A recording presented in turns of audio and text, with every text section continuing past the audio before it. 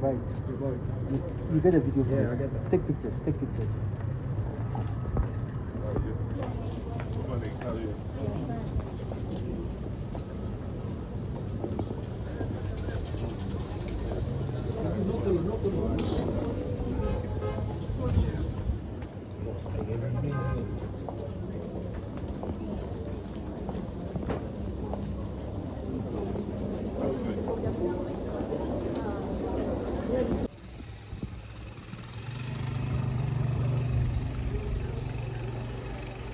He went with me. And a few years back, he started to have a problem with his kidneys. And so at the time, there was no dialysis north of Kumasi.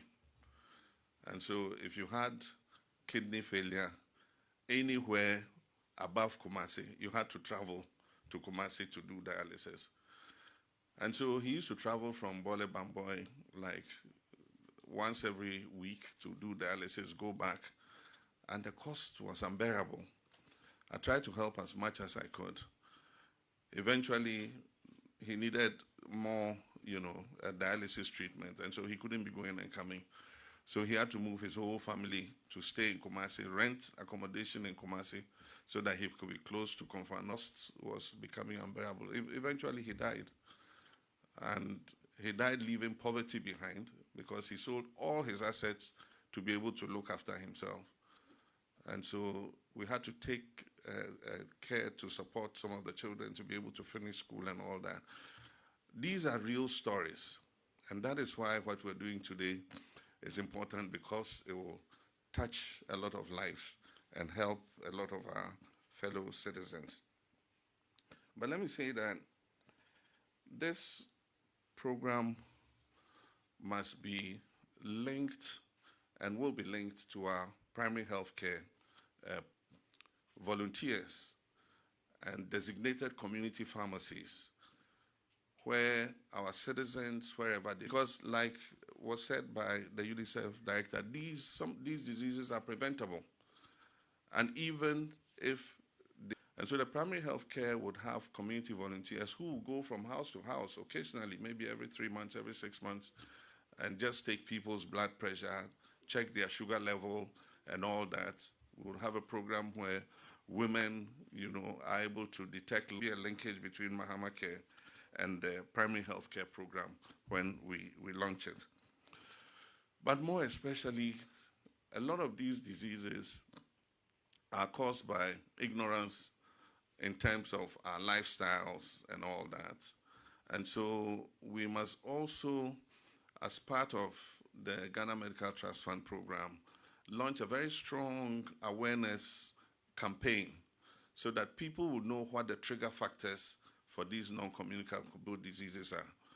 I understand that some of them are genetic because you can inherit it from your parents and your genes, but a far greater number are lifestyle diseases. They are acquired.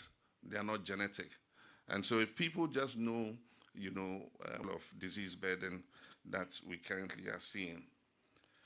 I want to thank our brother from CalBank for this particular exercise. And I want to encourage corporate Ghana, businesses, the mines, the banks, and all the other fund program. Those is coming to help are your clients who save their money in your banks. They are your clients who do business with you. And indeed, they are not only your clients, they are even your own staff. Some of your staff have died, from breast cancers and diabetes and all that. And so, as part of your CSR, if you give anything, you are giving it not just to help people, but to help your own clients and your own, your customers and your own staff. And so, I'd like to encourage all corporate Ghana, that is private sector and state sector, to annually devote a portion of their community social responsibility to Ghana Medical Trust Fund, because it's going to do a lot of good to our country. I want to assure Prof. Adanu that while he was speaking, the many suggestions he was throwing out, I turned quietly to the Minister of Health and asked, "Are you taking notes?" And he quickly took his paper and started writing. So, Prof, you can be sure that note has been taken of the suggestion you made. And we want to thank you for that. I want to thank Professor Aite, who's been my long-standing friend and mentor, for the contribution he made. Prof. Aite is a retired specialist, emeritus professor, and very well known in medical circles. And so when he gave the envelope, for a retired pensioned, medical professional, I was curious to see how much he had given. And I peeked at it. And he won't want me to mention it, but I want to say that I was surprised at how much is $1,000 to Ghana Medical Trust. And so that should encourage all of us and encourage, the corporate institutions to do even much better. But on that note, I also, as the initiator of this laudable, I've pledged half a year, 6 months of my salary to Mahama Cares. I'm not yet being paid. They say Accountant General is still doing. So I thank you very much. Now let me inflict my speech on you. Mercifully, it's short, so you won't have to live through too much pain. Yeah. So I am deeply honored to join you this morning for the official launch of the Ghana Medical Trust Fund, Mahama Cares, as it's called, a landmark initiative introduced by my government to decisively confront the growing burden of chronic non-communicable diseases, for short NCDs. The fight against NCDs is intrinsically linked to our broader national development agenda, particularly the Sustainable Development Goals and most healthy lives, and promote well-being for all at all ages. Specifically under SDG 3, Target 3.4, commits the global community prevention, treatment, and promotion of mental health and well-being. Across the globe, and mental health disorders remain the leading cause of mortality, accounting for over 43 million deaths annually worldwide.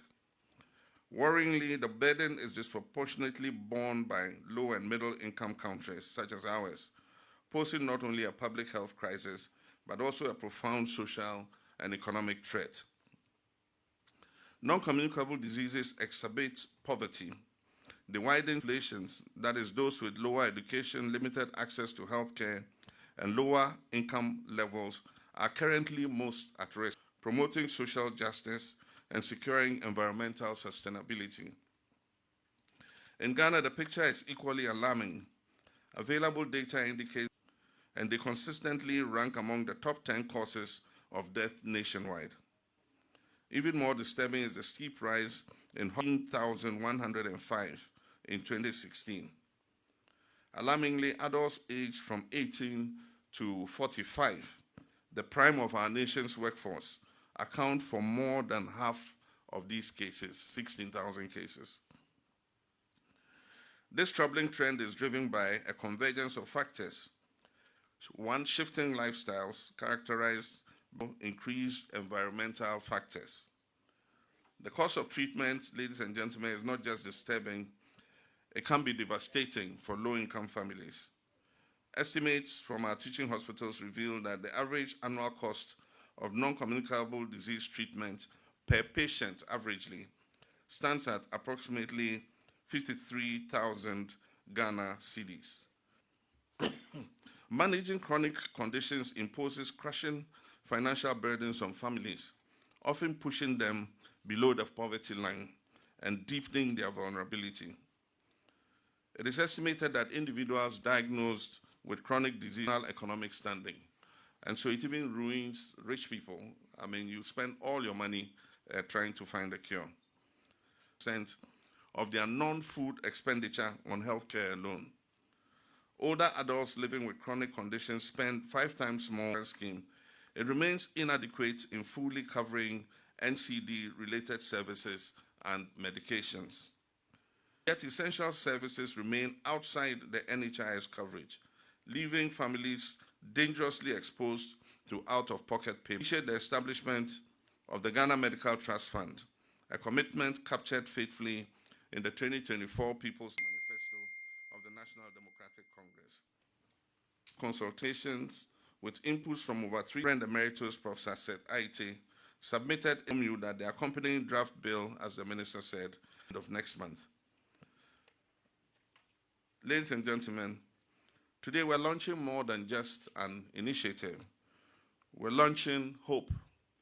Hope for thousands of Ghanaians living with chronic diseases. Hope for families battling the overwhelming costs of care.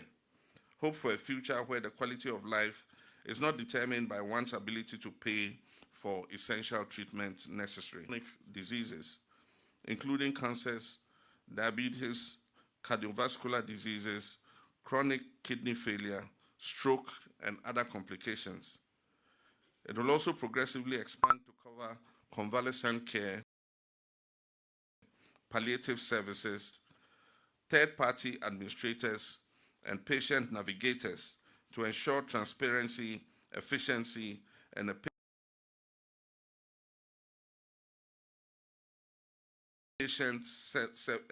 patient-centered service ethic. Initial projections suggest the fund will require approximately 3 billion Ghana cedis annually over the first 3 years. And as was said, the main source of finance is going to come from the NHIL, the uncapped budgetary support from government, voluntary contributions from corporate institutions and individuals, grants, donations, and will also be able to invest in order to will ensure that essential medicines and diagnoses are acquired sustainably. And so I spoke to the minister and asked if we couldn't encourage our local pharmaceutical industries to increase the availability of generic drugs, which are much cheaper than the imported drugs. I know because I paid for my mother's diabetes drugs, and I know the difference between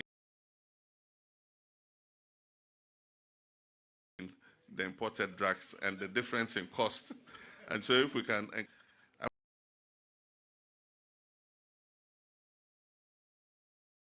wish to commend the exceptional leadership of the National Technical Task Force, chaired by Reverend Emeritus Prof. Seth Aite, and to extend my heartfelt gratitude to citizens who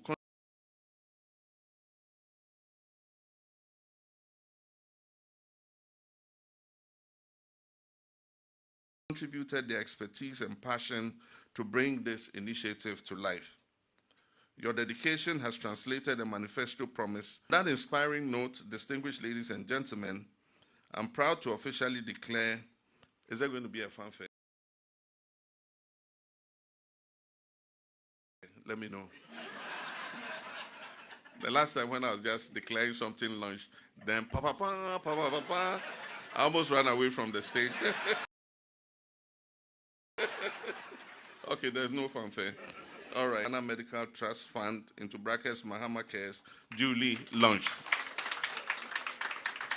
May God richly bless all of us, and may God continue to bless our homeland, Ghana. Thank you very much.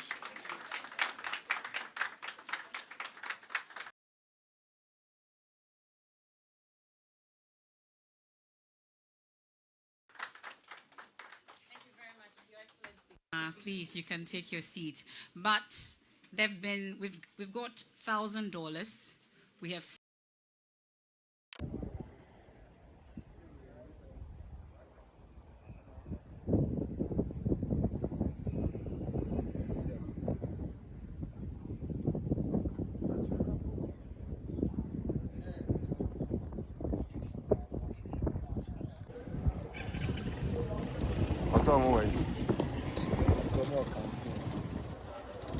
inside the island there was a movie, I heard the new boy.